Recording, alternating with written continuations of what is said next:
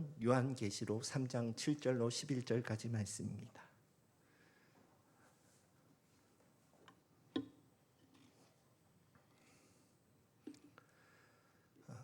함께 한 목소리로 합독하시겠습니다. 시작.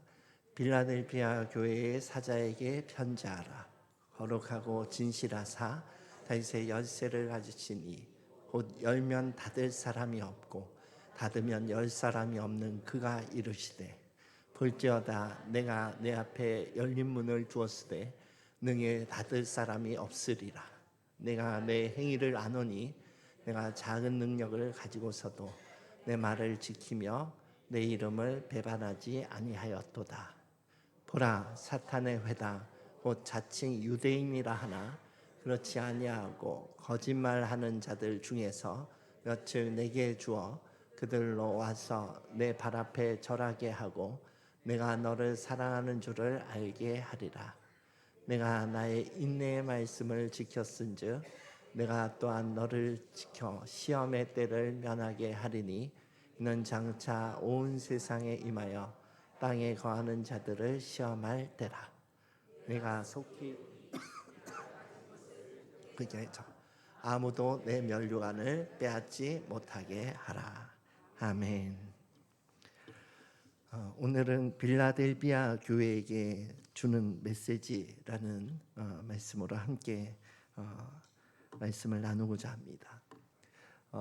먼저 그 요한계시록의 그 7교회를 해석하는 몇 가지 이제 방법이 있는데, 보통 이제 통상적으로는 당시 초대교회 당시에 그 소아시아 지역에 있는 7교회에게 주시는 메시지로 해석을 많이 합니다. 그래서 당시의 상황이나 시대적 배경을 중심으로 그렇게 메시지를 해석하는 것이 일반적인 해석법이에요. 그런데 제가 이 7교회의 메시지를 해석하는 방법을 취한 것은 계시록 자체가 이제 하나님께서 요한에게 종말에 대한 환상을 보여주신 거잖아요. 그 가운데 7교회 얘기를 초반부에 하신 거거든요. 그래서 앞으로 역사적으로 나타나게 될 교회의 유형을 말씀하고 계신다 하는 것으로 해석을 해요. 역사적인 관점에서. 그래서 에베소 교회는 이제 속사도 시대라고 해서 사도들이 세상을 떠나고 그 사도의 제자들이 이제 사역했던 그 시대를 에베소 교회 시대로 보고, 또 그다음 서머나 교회는 이제 핍박 시대, 네로 황제라든지 로마의 황제들로 인해서 핍박 시대에 나타났던 그 교회에게 주신 메시지로 해석을 하고, 이렇게 역사적인 관점으로 해석을 하거든요. 그래서 제가 7교회의 메시지를 해석하는 방법은 역사적인 관점을 가지고 그 틀을 가지고 해석한다, 그렇게 좀 이해를 해주시면 되겠습니다. 그런데 오늘은 이제 빌라델비아 교회를 이제 다룰 텐데, 빌라델비아 교회는요 어떤 특정 시대라기보다는 종말의 때에 혹은 그 역사가 흘러가는 그 시대마다 있었던 작은 교회라고 보시면 돼요. 그래서 하나님이 주목해서 보시면서 너에게 작은 능력이 있지만 인내의 말씀을 지켜서 네가 가지고 있는 면류관을 빼앗기지 않도록 끝까지 잘 가라. 내가 너를 기뻐한다. 이런 메시지를 주고 있어요. 그래서 다른 교회들은 서머나 교회는 그 책망이라기보다는 끝까지 충성해라 하는 격려의 메시지만 있지만, 대부분 다른 교회들은 책망의 메시지가 있어요. 처음 행위를 회복해라. 에베소 같은 경우는. 그리고 끝까지 죽을 때까지 충성해라. 이런 메시지가 있는데, 빌라델비아 교회만은 칭찬만 있는 거예요. 그래서 내가 너를 참 기뻐한다. 마지막까지 그 모습으로 끝까지 갔으면 좋겠다 하는 메시지가 빌라델비아 교회에게 있는 것입니다. 그래서 이제 7개의 메시지를 한번 요약해서 쭉 요약을 하고 그리고 오늘 빌라델비아 교회 메시지를 함께 나누고 싶은데, 첫 번째 에베소 교회는 이제 서두에 말씀드린 것처럼 속사도 시대, 사도들의 제자들이 사역했던 시대인데, 그때에는 너에게 정말 행위는 참 칭찬할 만하다. 거짓 사도들을 이제 발굴해서 이제 징계하고 이런 행위들에 대해서는 칭찬할 만한데, 네가 처음 사랑을 버렸다. 그래서 처음 행위, 네가 예수님을 사랑하기 때문에 했던 너희 처음 행위를 회복해라 하는 것이 에베소 교회에게 주신 메시지였어요. 그리고 두 번째는 선원화 교회는 핍박 시대의 교회에게 주시는 메시지인데, 다 해석을 하자면 죽음에 이르기까지 충성하라는 거예요. 죽도록 충성하라는 것이, 저는 막 죽도록 그냥 죽도록 충성하라는 줄 알았거든요. 그런데 그게 아니라 네가 그 주 하나님께서 경험적으로 너에게 주신 그 말씀 때문에, 너희 신앙 때문에 죽음에 이르는 위협이 있더라도 죽음에 이르기까지 그 신앙과 말씀을 붙들고 충성하라는 거예요. 그러면 생명의 면류관이 주어질 거라는 거예요. 그게 핍박 시대의 교회에 주신 메시지고, 세 번째 버가모 교회는요, 로마 국교화가 된, 세속화가 된 교회에게 주신 메시지예요. 그래서 안디바라고 하는 뜻이 모든 것을 거부한다, 이런 뜻을 가지고 있는 인물이거든요. 그래서 성경 내에 안디바라고 하는 인물을 찾을 수는 없어요.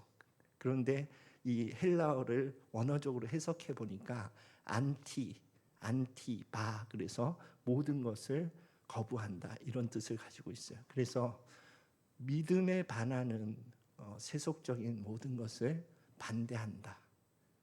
그래서 그렇게 반대하면 어떤 결과를 얻냐 하면, 나는 그렇게 반대하면 하나님의 축복이 있을 거다, 이런 약속이 있을 걸 기대했는데, 그렇게 반대하게 되면 네가 축출될 거야.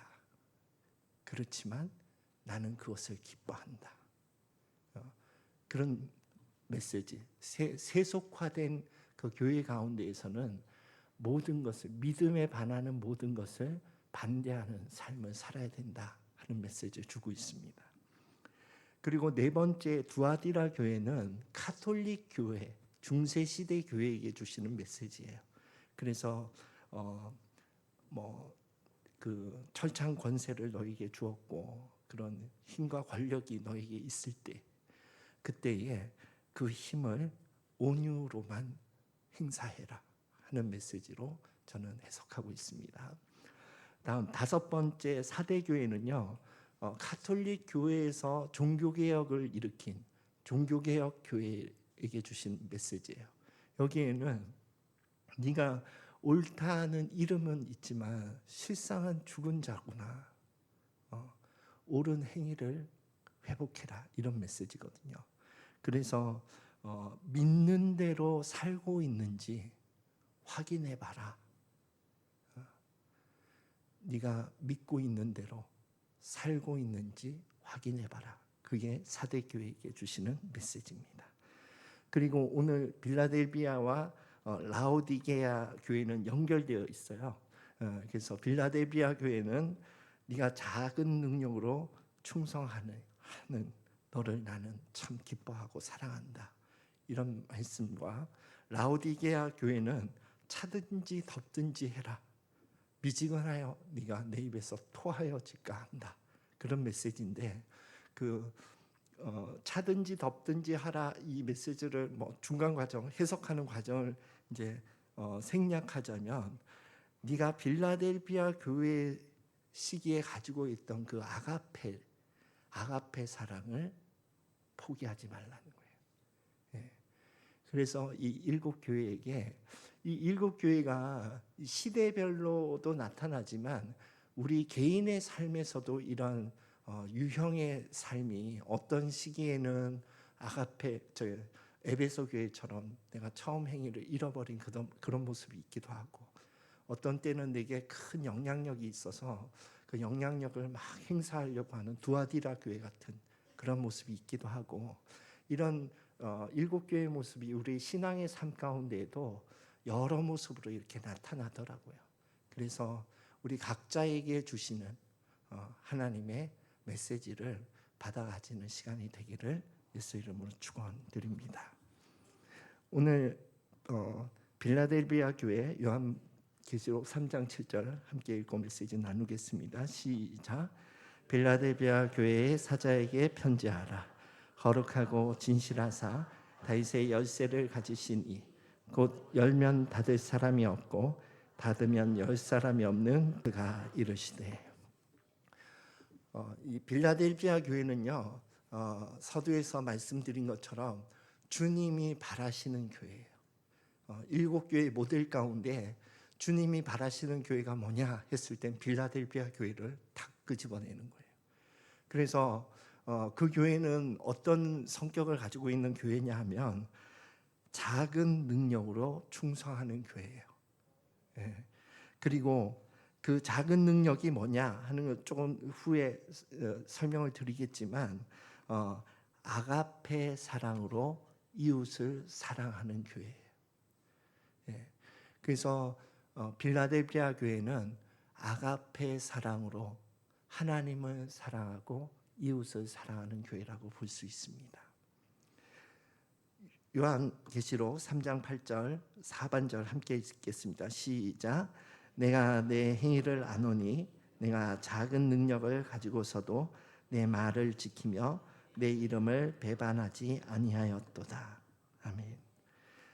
자, 그래서 이 작은 능력이 뭐냐 하면 빌라델비아라고 하는 이 단어 자체가 형제 사랑 이 뜻을 가지고 있거든요.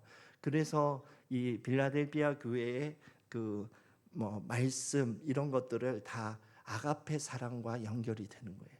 그래서 그 작은 능력은 내가 아가페 할 수 있는 그 근원은 어디에 있냐면 하나님이 나를 아가페 하셨다 하는 것을 과거에도 경험했고 현재에도 경험하고 있는 사람이 가능해요. 네. 그러니까 우리가 신앙생활을 하다 보면 관계의 문제나 용서해야 될 사람의 사건이 이렇게 발견되었을 때에 내가 하나님의 용서를 받고 있다 하는 현재적인 사랑이 없으면 그 용서가 잘 안 되더라고요. 용서할 마음이 없어요, 솔직히. 그런데 내가 용서에 대해서는 신약 성경 가운데 예수님께서 여러 번 반복해서 말씀하셨으니까. 그래서 그렇게 용서할 수 있는 것은 하나님의 사랑이 그 아가페 사랑이 나에게 경험되고 있는 사람에게 가능한 거예요. 또 주님의 사랑이 하나님의 아가페라고 표현한다면 그럼 나의 아가페는 뭐냐 이거예요. 그게 하나님이 보시는 작은 능력이라고 보시는 거예요. 주님의 사랑을 받아서 네가 하고 있는 그 아가페는 뭐냐 하는 거예요. 그게 내가 보고 있는 작은 능력이라는 거예요.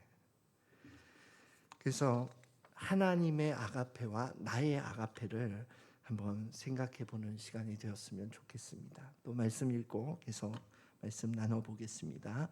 요한계시록 3장 10절 상반절입니다. 시작.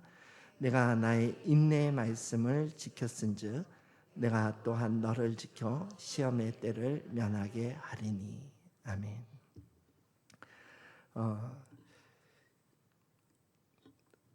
서두에 말한 대로 이 빌라델비아 교회를 해석하는 열쇠가 되는 것은 사랑, 아가페거든요. 그런데 우리가 성경 전체적으로도 율법을 두 기둥으로 표현해라 이렇게 예수님께 물었을 때에 예수님께서도 하나님 사랑, 이웃 사랑 이렇게 요약해서 말씀해 주셨잖아요. 그와 같이 우리의 삶 가운데도 아가페 사랑이 있는가 하는 것을 물어봐야 돼요. 그런데 특별히 요한복음에서는 너희가 서로 아가페 해라.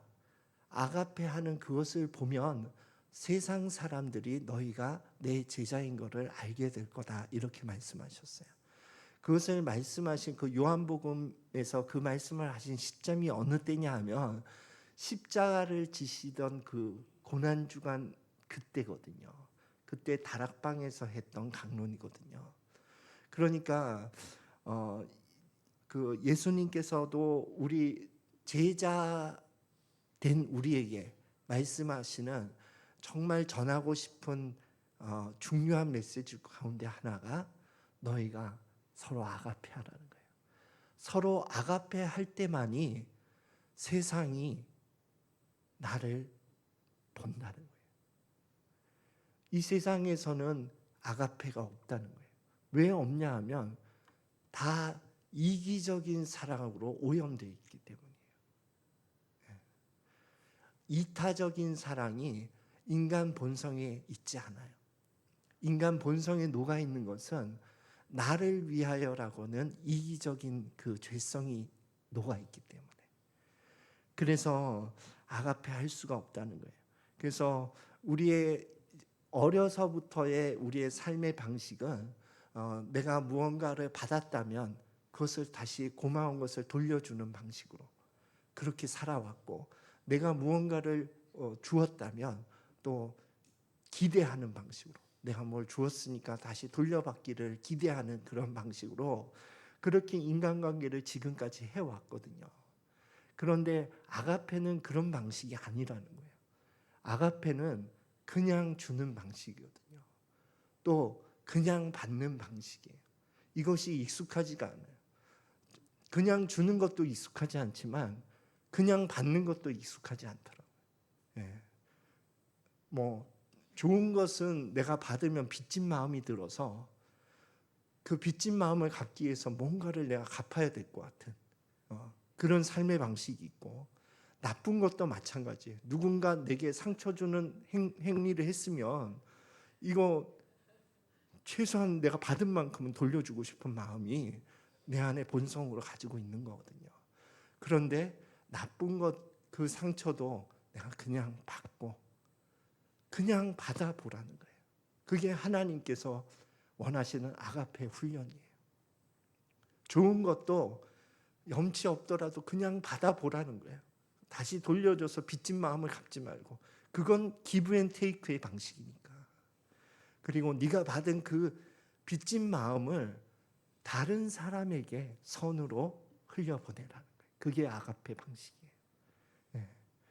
그래서 그렇게 그냥 주고 그냥 받고 하는 방식이 우리의 제자된 삶의 방식 가운데 나타나야 된다는 거예요. 그걸 보면서 세상 사람들이 정말 하나님의 사랑이 저런가 보구나, 이것을 볼 수 있다는 거예요. 그래서 인내의 말씀은 서로 아가페하라는 거예요. 그것을 빌라델피아 교회에게서 보여줬고 그것을 하나님께서는 칭찬하고 계시는 것입니다. 자, 그러면 또 요한계시록 3장 9절 함께 읽어보겠습니다. 시작. 그들로 와서 내 발 앞에 절하게 하고 내가 너를 사랑한 줄을 알게 하리라. 아멘. 서두에 조금 언급했지만 이 아가페, 특히 나의 아가페의 원동력은요, 주님의 사랑 때문이에요. 제가 뭐 교회에서 하는 숨은 봉사도 그렇지만 여기 오늘 오후 예배를 준비하면서 마지막으로 제가 사무실에서 이렇게 말씀 흐름을 이렇게 쭉 점검하고 있는데, 이 부분에 적절한 예화가 뭐가 없을까 이렇게 생각하면서 하나가 툭 생각났는데, 제가 집에서 유일하게 하는 봉사가 있는데 그게 뭐냐면 설거지거든요. 예.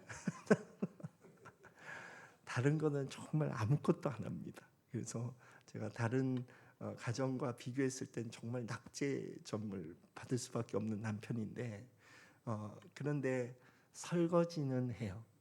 근데 설거지는 하는데 시키면 하기 싫더라고요. 예, 그 아내가 나가면서 이거 설거지 좀 해놔요. 그럼 하기가 싫어요. 예, 마치 공부하려고 그러는데 엄마가 공부 좀 해라 그러면 하기 싫듯이 그런 경험이 없으신가 보죠. 근데 그런데 아침에 이렇게 일어났을 때 부엌에 보면 이제 애들은 또 아빠를 닮아서 아무것도 안 해요. 그래서 수북히 이렇게 쌓여 있으면 해주고 싶은 마음이 들더라고요. 이거 그 사랑하는 마음이 그런 것 같아요. 그래서 이게 깨끗하게 되어 있는 그것을 보면서 아내가 이제 집에 딱 들어왔을 때 기분 좋아할 것 같은 그 마음, 예, 그거를 해주고 싶어서, 예, 그걸 해주고 싶어서 자발적으로 그 설거지를 할 때 나는 기쁘더라고요. 예, 시키면 하기 싫고. 그 하나님의 마음이 우리가 봉사할 때의 그 마음이 이 마음이었으면 하시는 게 하나님 마음 같아. 예, 뭔가 억지로 하는 것을 하나님이 원하시지 않고, 예, 내가 이렇게 아무도 보지 않아도 이렇게 봉사하는 것은 하나님이 나를 보고 계시고 또 그걸 보면서 하나님이 기뻐하리라고 하는 기대를 가지고 하는 그 봉사는 아무리 굳은 일이라도 힘들지 않는 것 같더라고요. 그래서 우리가 교회에 하는 모든 봉사의 성격은 다 이웃을 섬기는 이웃 사랑의 성격을 가지고 있거든요. 예, 그 이웃 사랑도 그냥 주는 방식으로 내가 이렇게 이웃 사랑하니까 다시 돌려받을 것을 기대하면 항상 갈등의 불씨가 거기서 오는 것 같아요. 그래서 그냥 주는 방식으로 하고, 그리고 무엇 때문에 이 봉사를 하냐 하면 주님이 기뻐하실 것 같은 나의 아가페 때문에 하는 거예요. 그래서 또 요한복음 3장 11절 함께 읽어보겠습니다. 시작. 내가 속히 오리니 내가 가진 것을 굳게 잡아 아무도 내 면류관을 빼앗지 못하게 하라. 아멘.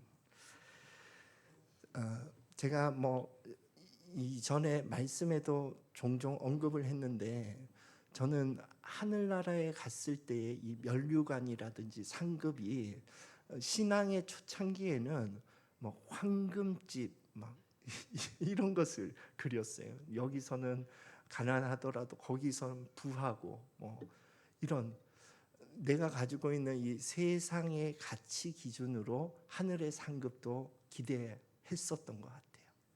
예. 그래서 제가 신앙 어릴 때 천국 이 간증하는 얘기를 들을 때 누구는 닭장에서 살고 누구는 황금집에서 살고 이런 간증을 들으면서 나는 닭장에서 살지 말아야지 하는 그런 생각을 품었던 이런 기억도 있는데, 그런데 이제 제가 몽골에서 사역하면서 품었던 마음이었던 것 같아요. 내가 하늘나라 가서 상급이 받게 된다면 어떤 상급을 받으면 좋을까를 생각하면서 하나님과의 그 친밀한 관계가 상급이 될 거라는 게 내 마음에 와닿더라고요. 그러니까 우리가 이 세상에서도 하나님과의 사랑의 관계를 맺을 수 있는 기회가 있는 거 아니에요. 예. 그래서 어떤 사람은 더 친밀하고 더 사랑하는 관계를 가지고 신앙생활을 하기도 하고, 어떤 사람은 하나님과 좀 거리가 있고 서먹서먹한 관계로 신앙생활을 할 수도 있다고 생각해요. 예. 그러면 모두 다 죽음이라고 하는 개인의 마지막 날이 있는 거잖아요. 그 마지막 날을 통과해서 하나님 앞에 섰을 때에 친밀한 관계에 있는 사람은 정말로 하나님을 기쁘게 만날 것 같다 이거예요. 그게 나는 상급일 것 같아요. 그리고 그 친밀한 관계가 영원히 간다는 거 아니에요. 그런데 그래서 나는 그 이해를 많이 들어요. 난 십자가 그 강도가 예전엔 제일 부러웠는데, 그런데 그게 부럽지가 않더라고요. 정말 주님과의 관계를 가지지 못하고 바로 하늘나라 가는 케이스잖아요. 그 강도는. 거기에 무슨 상급이 무슨 친밀함이 있겠습니까? 그래서 나는 주님을 사랑하는 이 사랑, 주님과의 그 친밀한 관계, 그것이 이웃 사랑에 녹아 있는 나의 삶. 그래서 마지막 날에 주님을 만났을 때에 그 사랑과 친밀함이 영원히 간다는 것이 나의 상급이었으면 좋겠어요. 그래서 그때에 우리 잘 아는 성경 구절일 겁니다. 함께 읽어볼까요? 시작. 내가 여호와께 바라는 한 가지 일 그것을 구하리니 곧 내가 내 평생에 여호와의 집에 살면서 여호와의 아름다움을 바라보며 그의 성전에서 사모하는 그것이라. 이 다윗이 여호와께 바라는 한 가지 일은 성전에 살면서 하나님의 아름다움을 바라보며 그것을 사모하는 것이다. 그것이 우리의 소망이 되고 상급이 되기를, 이러한 마음을 가지고 걸어가는 우리 각 사람이 빌라델피아 교회로 하나님께서 보고 계시는 거예요. 그래서 끝까지 우리의 작은 아가페를 꼭 붙들고 끝까지 걸어가는 저와 여러분이 되시기를 예수 그리스도 이름으로 축원드립니다. 찬양하고 우리 기도함으로 예배를 마무리하겠습니다.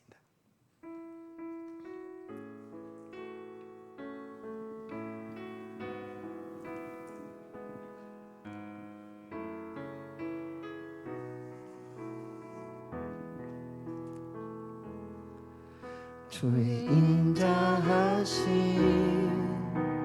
그 사랑이 내 생명보다 나으며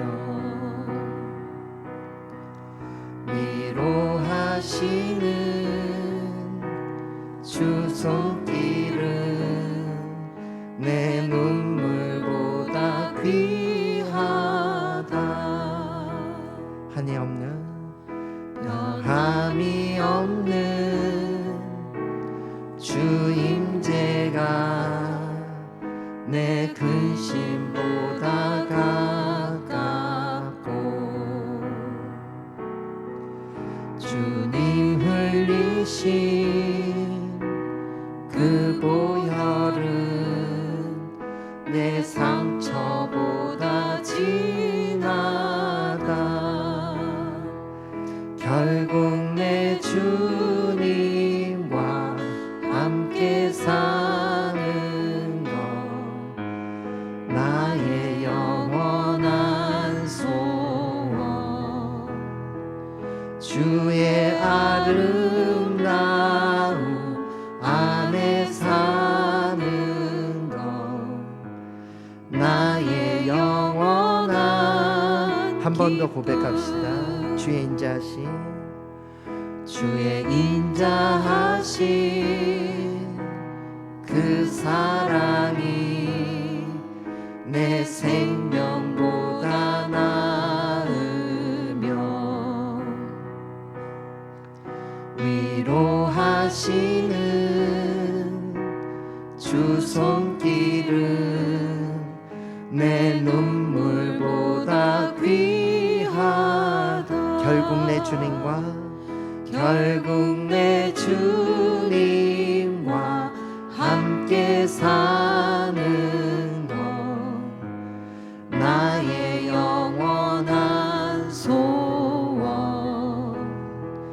주의 아름다움 안에 사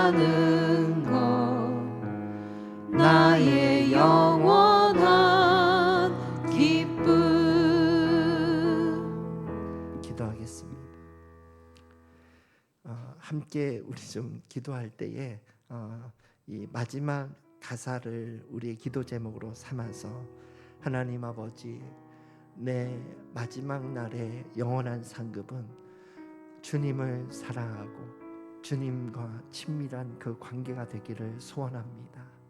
주님, 그런 필라델피아 교회와 같은 삶을 걸어갈 수 있도록 성령님 인도하여 주시옵소서. 함께 이 제목으로 통성으로 기도하겠습니다. 주의 이름 한번 부르고 통성으로 기도하겠습니다.